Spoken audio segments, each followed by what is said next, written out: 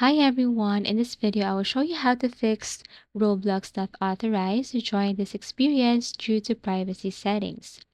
So this error usually means your Roblox settings or account type are blocking access to a game.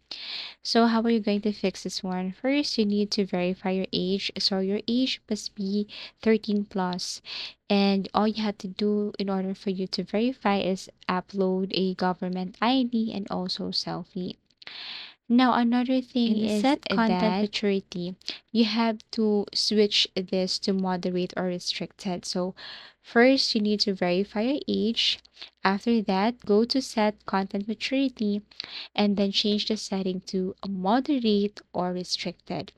So if you set this to moderate or restricted once you have verified your age, these options will unlock access to more experiences, including games that might trigger the authorized or the not authorized error if filtered out. So basically, all you have to do is to verify your age, and then once done, it will totally fix the problem. Roblox not authorized to join this experience due to privacy settings. Thank you for watching and see you again in our next video tutorial.